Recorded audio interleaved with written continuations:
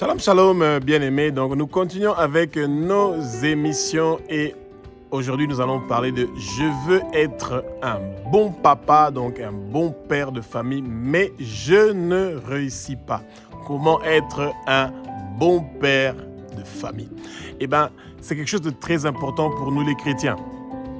Nous avons des valeurs et des normes que nous devons respecter, que nous devons chérir si nous voulons être des bons pères, des bons papas, et plus tard des bons grands-pères, et plus tard des bons arrière-grands-pères. Tout cela se prépare dès le commencement, quand nous avons un bon exemple que nous sommes en train de voir. Cet exemple-là est l'exemple qui ne vient pas de nous et pas de nos pères biologiques. Cet exemple-là vient de Dieu, qui est le Père de nous tous. La paternité de Dieu nous montre à nous qui sommes ses enfants comment nous devons vivre selon notre Père qui est aux cieux, notre Dieu, notre Roi. Que le Saint-Esprit prend le contrôle de ma bouche pour que ce que je veux dire, ce sont des paroles qui sont inspirées par le Saint-Esprit, que ce ne soient pas les paroles qui viennent de moi. Que les écailles tombent, que nos yeux s'ouvrent. Nous allons connaître la vérité et la vérité va nous affranchir. Que le vent impétueux du Saint-Esprit commence à souffler partout où vous êtes. Soyez dans la plénitude du Saint-Esprit et recevez la vérité. Recevez la force, soyez fortifiés. Peu importe ce que nous sommes en train de traverser en ce moment-ci, la rébellion de nos enfants, la rébellion de notre femme, la rébellion de votre mari, la rébellion dans votre maison. Nous avons un Père qui est aux cieux, qui est là pour trouver des solutions. Jésus-Christ de Nazareth n'a pas changé. Il est le même hier, aujourd'hui et éternellement. Ce qu'il faisait à l'époque de l'Évangile, à l'époque des apôtres, il continue à faire les mêmes choses maintenant. La parole nous dit dans Marc chapitre 16, du verset 17 au verset 18, « Voici les miracles qui accompagneront ceux qui auront cru. Ils chasseront les démons en mon nom. » Nous chassons tout esprit de rébellion, tout esprit de désobéissance, tout esprit de perturbation, tout esprit de divorce, de séparation qui est en train de visiter votre maison en ce moment-ci. Il est chassé au nom puissant de Jésus-Christ de Nazareth. Bien-aimés, tout esprit de rébellion qui vient pour perturber les études de vos enfants, emmener des guerres dans votre maison, dans votre famille, dans votre foyer, à vous diviser, à vous ôter la paix et le repos. Que ces esprits-là soient liés et que ça vous quitte maintenant et que ça part au fin fond des lieux arides au nom puissant de Jésus-Christ de Nazareth. Recevez le baptême du feu du Saint-Esprit. Recevez le baptême du feu du Saint-Esprit. Que la vérité du Père vienne.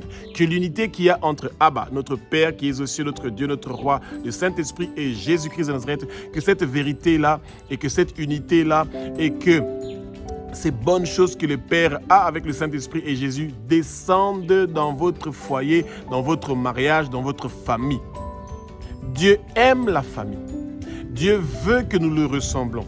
Dieu veut que nous soyons des pères comme lui, qui est notre Père qui est aux cieux, qui a un amour agapé envers nous, un amour qui ne se termine jamais, un amour qui ne réclame rien, un amour qui est infini, un amour qui n'a pas de conditions. C'est ça la première qualité d'un père. Et un père aime d'abord Dieu, plus que toute chose. Dieu vient à la première position. C'est pour ça qu'on ne réussit pas à être un bon père, parce qu'on ne met pas d'abord Dieu en premier. Il y a des gens qui mettent leur femme en premier. Il y a des gens qui mettent le sexe en premier. Il y a des gens qui mettent leurs enfants en premier. Il y a des gens qui mettent leur argent en premier. Eh bien, vous n'avez pas compris la paternité du Père.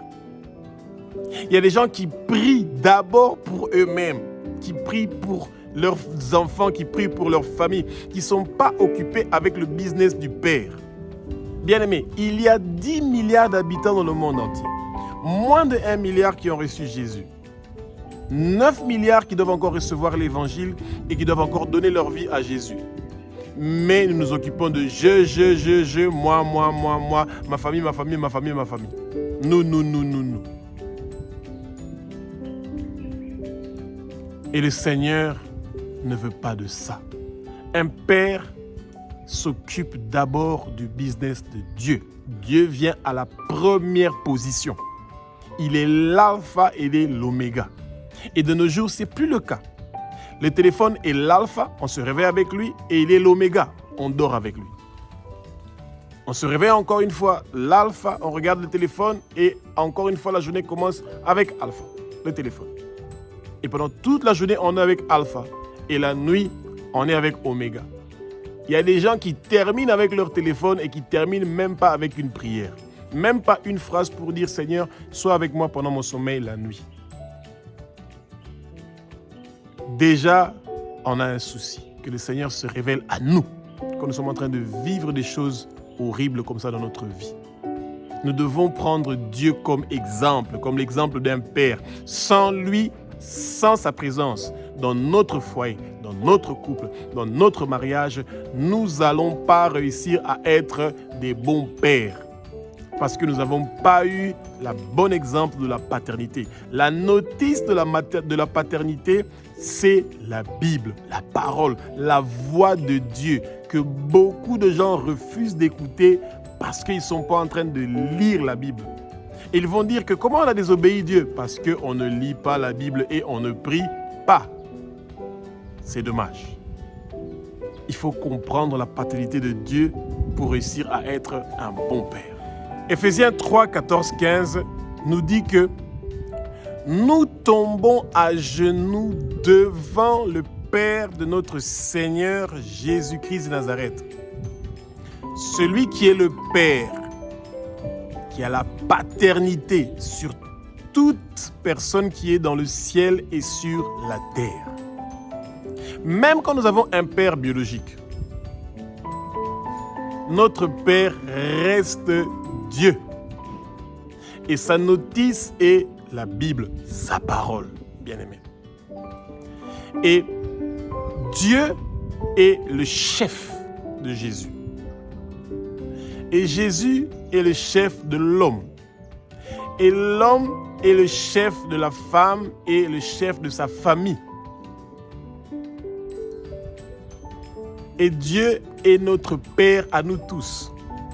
Et parce que Dieu est le Père de Jésus, et que nous sommes en Jésus, ça veut dire que nous sommes aussi des enfants de Dieu.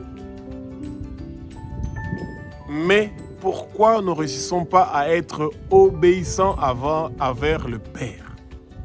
C'est parce que nous nous laissons dans la distraction. Nous sommes plus occupés avec les choses d'en bas que d'être occupés avec les choses d'en haut. Nous n'avons plus la crainte de commettre des péchés. Nous n'avons plus la crainte d'aimer les choses du monde. Des chrétiens qui sont encore très occupés avec les choses du monde. Ils écoutent des heures sur le tirage au sort de la Coupe du Monde. Tous les commentaires qu'on va dire, ça, ils ont tout entendu. Mais quelques minutes pour lire la Bible, quelques minutes seulement, quelques versets, quelques minutes seulement pour prier, ils ne sont même pas là-bas. Des chrétiens qui prient pour aller à la Coupe du Monde, mais ils ne prient pas pour que leurs enfants finissent les études et un bon travail, deviennent peut-être des bons sportifs, des grands sportifs. Ce n'est pas un péché. Qu'ils puissent avoir un bon mariage, qu'ils puissent rencontrer un mari ou une femme qui connaît le Seigneur et qui ne puisse pas tomber dans les erreurs que vous, les parents, vous étiez tombés. C'est triste. Et de voir que le monde d'aujourd'hui n'est pas occupé avec des bonnes choses que le Seigneur nous prépare. Dieu est notre Père. Nous devons d'abord comprendre sa notion de paternité. La parole nous dit que nous nous mettons à genoux, face contre terre devant notre Père. Quand nous ne nous humilions pas devant notre Père, eh ben nous risquons d'être humiliés. Bien-aimés, regardez comment beaucoup de dirigeants africains sont en train de partir presque s'agenouiller aux États-Unis pour pouvoir rester au pouvoir. Ils se sentent tellement menacés. Et le président des États-Unis est devenu comme leur père, qui les dit ce qu'ils doivent faire. Il les donne des instructions. Il les demande de signer. Ils n'ont rien à discuter, ils n'ont rien à ajouter, ils n'ont rien à parler. Nous devons prier pour nos autorités. Nous devons prier pour nos chefs, nos dirigeants, nos autorités, les gens qui nous dirigent, pour que le Seigneur les fait sortir de la manipulation, de la domination, de la séduction. Pour que le Seigneur les épargne de la mort, de tout plan maléfique qui est préparé contre eux, parce qu'ils s'opposent contre cette domination-là de certaines nations, contre nous les peuples qui n'ont rien à proposer. Ils pensent que nous n'avons rien, mais nous avons Dieu. Vous êtes un père. Parce que vous êtes un père, vous avez Dieu. Vous êtes puissant. Quand vous avez Dieu, vous êtes le sel de la terre. Votre prière, votre bouche peut faire des choses merveilleuses et miraculeuses que vous ne croyez pas, mais qui sont possibles, bien-aimés. Votre prière peut faire la différence. Quand vous préparez votre journée pour vous et pour votre famille, il y a quelque chose qui se passe, bien-aimés. Notre destination finale, c'est aller vers le Père, aller dans son royaume. Et son Fils, Jésus-Christ de Nazareth, a préparé le chemin pour nous, pour que nous puissions avoir la facilité de pouvoir partir vers le Père. Et c'est merveilleux de voir comment le Seigneur a déjà préparé le chemin pour nous, pour que nous, ses enfants, nous puissions avoir accès à lui. Le Père veut que nous le servons éternellement. Et toute chose que nous sommes en train de faire, c'est pour que son nom soit glorifié. Quand vous êtes un père, que vous êtes en train de bien éduquer vos enfants, selon la notice du Père, la parole, la Bible, quand vous éduquez vos enfants avec des normes chrétiennes, avec des valeurs chrétiennes, dans la vérité, dans la sincérité, vous transpirez, vous suez à apprendre à vos enfants comment ils doivent prier, lire, méditer la parole, prendre le temps de discuter en famille sur la parole. Combien de fois dans nos familles chrétiennes, les gens ne s'assient plus pour discuter. Vous prenez 2 ou 3 versets et vous commencez à parler sur ça. Bien-aimés, ne pensez pas que vos enfants ont oublié ces versets-là. Ça reste dans leur tête. Ce que vous avez semé, c'est ça que vous allez récolter. Mais quand vous n'avez rien semé, il n'y a rien qui sortira. Mettez déjà des bonnes semences dans les cœurs de vos enfants. Quand on est un père, c'est ça.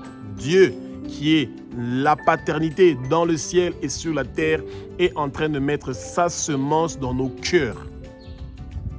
Et c'est ça que nous aussi, en tant que pères, nous devons mettre comme semence dans nos cœurs. Ce n'est pas seulement la prière, c'est aussi la parole, surtout quand les enfants sont petits. Vous discutez sur la parole à la maison. Vous parlez. Chacun donne un verset. Chacun va choisir un verset qui va expliquer. Vous discutez, vous parlez entre vous. Et c'est comme ça que vous allez apprendre. Et ça fait une joie de discuter en famille sur ce qui est écrit dans la parole. Et de terminer cela avec une prière. Mais de nos jours, c'est téléphone, téléphone, téléphone. On a perdu la relation. On a perdu le contact. On est devenu individuel et individualiste. On est dans l'individualité. On n'est plus dans le partage. On n'est plus dans la communion. On n'est plus dans la fraternité. Quand on a ouvert la Bible le dimanche à l'église, on rouvre la Bible le dimanche prochain à l'église. Tout ce que nous avions enseigné le dimanche à l'église, c'était pour le dimanche. Lundi jusqu'à samedi, c'est notre journée à nous et dimanche, c'est le jour du Seigneur. Bien-aimés, si le Seigneur ne vient pas à la première position de votre vie en tant que père ou en tant que chrétien, vous avez un problème. Ça veut dire que vous n'avez pas compris la notion de la paternité de Dieu. Dieu, en tant que père, vient au numéro 1 dans toutes choses que nous sommes en train de faire et dans tous les domaines de notre vie. Tant que nous allons continuer à chercher d'abord les choses d'en bas, les choses que notre chair veut, les choses que notre corps veut, et de ne pas d'abord chercher le Père, nous n'allons pas obtenir ce que nous avons besoin. Être père, c'est une grande joie. Ça veut dire que le Seigneur nous donne une responsabilité. Il nous donne quelque chose que nous devons faire. Donner l'amour aux enfants. Donner l'amour à votre femme. Donner l'amour à la région où vous êtes. Il vous donne la responsabilité du quartier où vous habitez, de la région où vous habitez, du pays où vous habitez. Rappelez-vous du mont Carmel. Élie était seul contre 400 prophètes de Astarté et 450 prophètes de Baal au mont Carmel. Même si vous êtes seul, vous parlez, vous êtes comme Jean le Baptiste, celui qui crie. Vous criez, c'est tout. Et ne vous occupez pas de la suite.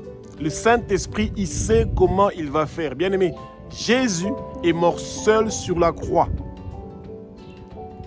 Et on pensait que en le clouant sur la croix, on fermait sa bouche et c'était fini. Quel mensonge du Satan. Et après que les 120 personnes ont reçu le Saint-Esprit, eh bien, avant que le Satan le sache, cette voix de Jésus, ces paroles sont parties partout dans le monde entier. Et c'est comme ça que nous aussi, nous avons reçu cette parole-là. Et être un père, c'est merveilleux. D'avoir cette responsabilité-là. Être un père, c'est la joie d'aider sa femme à faire la vaisselle, à nettoyer la maison, à laver les enfants, à faire porter les enfants les habits, à amener les enfants à l'école. Être un père, c'est la joie de partir travailler pour faire nourrir ta famille. Quand on est le chef à la maison, ça veut dire qu'on est d'abord l'exemple. La femme est notre aide. Ça veut dire que où nous, on ne réussit pas, c'est là où on a besoin de notre aide qui est la femme. Malheureusement, les pères de nos jours ne sont plus comme ça. Les pères de nos jours, quand ils ont fini de travailler, à la rigueur, parce qu'ils ne peuvent pas demander à leur femme de leur laver, il y a certains qui le font, et leurs femmes ne peuvent pas les aider à partir à la toilette, donc ça veut dire qu'ils sont obligés de le faire eux-mêmes.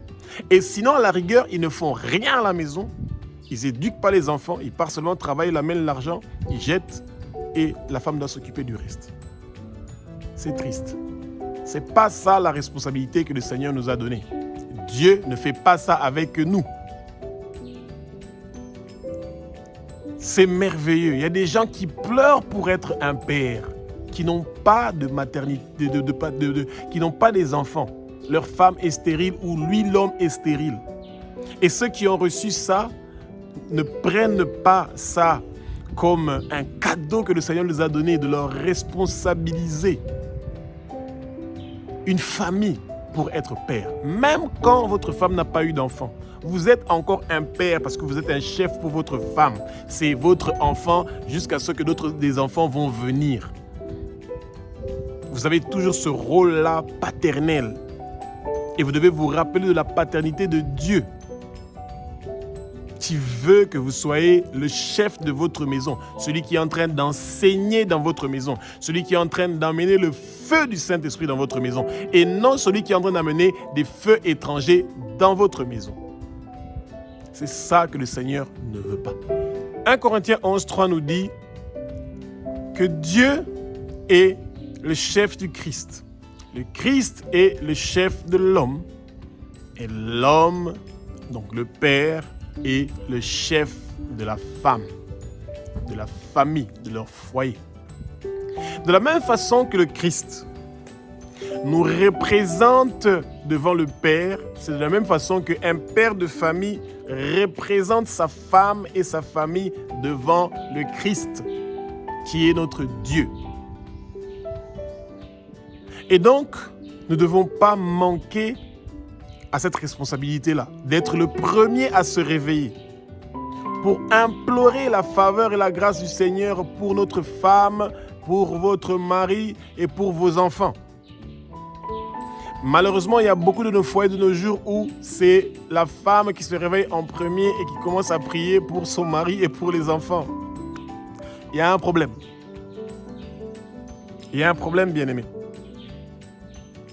Et si vous êtes tombé sur un mari qui ne se réveille pas le premier et qui est en train de prendre l'initiative de remettre votre foyer, votre couple, votre mariage, vos enfants entre les mains du Seigneur, vous avez un souci. Ça veut dire que vous vous êtes marié avec un homme pour qui vous devez peut-être intercéder pendant beaucoup d'années. Mais le Seigneur est un Dieu qui est bon. Il a dit dans sa parole que tout ce que vous allez demander à mon nom, au nom de Jésus, nous allons le recevoir.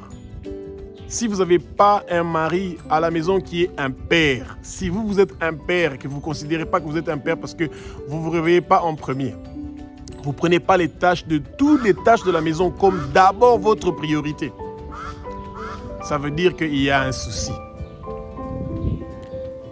et que votre femme attend votre aide et que vous pensez qu'elle est votre esclave, qu'elle est censée faire tout à la maison et vous êtes là pour vous asseoir, mettre vos pieds sur la table et regarder la télévision. C'est pas ça la paternité. Dieu travaille 24 heures sur 24. L'homme aussi doit être actif, le plus d'heures possible pour sa famille, pour son foyer, pour son mariage, pour sa maison. Que votre maison soit en ordre, qu'il y ait de l'ordre dans votre vie, qu'il y ait de l'ordre dans tous les domaines de votre vie, de votre famille, de votre foyer. Et vous préparez l'avenir de vos enfants.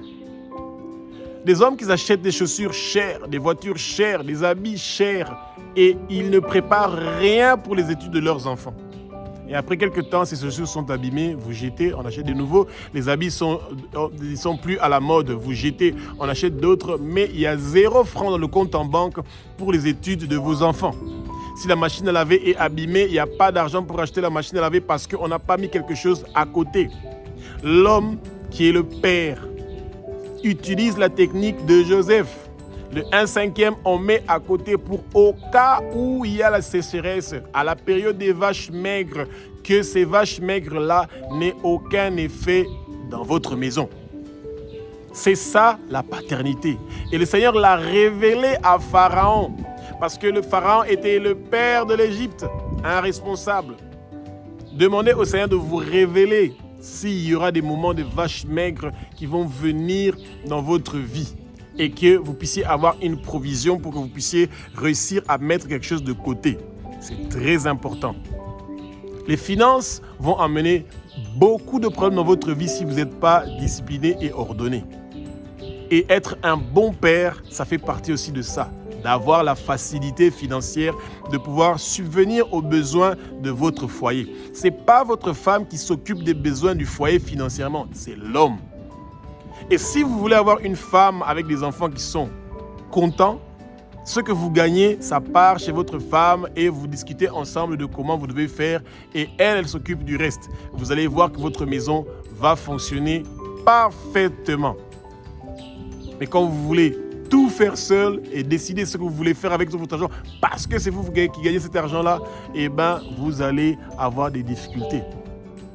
Dieu est notre Père. Mais il a pris son argent parce que tout ce que nous gagnons, ça appartient à Dieu. Il nous a donné à nous, il nous a responsabilisés. Et il nous fait confiance qu'on va bien utiliser cet argent-là. Pourquoi on ne peut pas donner cet argent-là à nos mamans, à nos femmes pour qu'ils gèrent cet argent-là et que la maison soit tranquille et que nous continuons à nous concentrer sur d'autres choses qui sont en train de se passer dans nos maisons pour amener de l'ordre, la tranquillité, la paix et le repos dans nos maisons. Être un père, c'est être le premier intercesseur de votre foyer, de votre maison. Quand vous êtes un père, vous vous réveillez le premier pour intercéder pour votre maison. Vous êtes un père pour remercier le Seigneur pour la vie de votre femme, la vie de vos enfants. Vous êtes un père parce que vous êtes en train de remercier le Seigneur pour les bonnes choses qu'il est en train de faire dans la vie de vos enfants. Il n'y aura personne qui va prier mieux pour votre femme et pour vos enfants que vous-même en tant que père. Et c'est pour ça que Jésus, qui est notre Père, celui qui a versé son sang pour nous qui sommes ses enfants, il intercède pour nous devant le Père et devant les anges. Et il le fait en tout temps. Et il est là, au moment où vous ouvrez votre bouche, au premier mot que vous parlez, Jésus est là. Il est présent. Et il est tellement content que vous lui parlez de comment la journée va se passer avec votre famille et que vous passez plus de temps en train de le remercier pour les bonnes choses que de se lamenter et que de dire les mauvaises choses qui se passent dans votre maison. Vous lui demandez conseil. J'ai telle difficulté. Mes enfants n'écoutent pas. Mes enfants n'ont pas de bonnes notes à l'école. Eh bien, comment je dois faire? Où mon intelligence s'arrête, c'est là où ton intelligence commence. Et que le Seigneur puisse faire des bonnes choses pour vous. Bien-aimés, ouvrez vos yeux. La paternité de Dieu, c'est quelque chose qui doit éclairer notre vie. Et c'est pour ça que vous voyez que beaucoup des autorités qui nous dirigent ne comprennent pas qu'ils sont responsables comme des pères des citoyens, qui doivent s'occuper des citoyens pour que les citoyens puissent avoir la paix, la tranquillité, et que quand ils ont la paix, la tranquillité, ils ont plus de facilité de pouvoir prier et que l'évangile de Jésus soit propagé partout dans nos pays, dans les régions où nous sommes, et que le nom du Père soit connu. C'est très important, bien-aimés. Demandons au Seigneur de donner la sagesse, l'intelligence, la science, le discernement, pour que nous puissions être des bons pères, des papas responsables qui sont en train d'amener la paix et le repos dans nos familles, dans nos foyers, dans nos mariages, dans la région où nous sommes, dans les quartiers où nous sommes.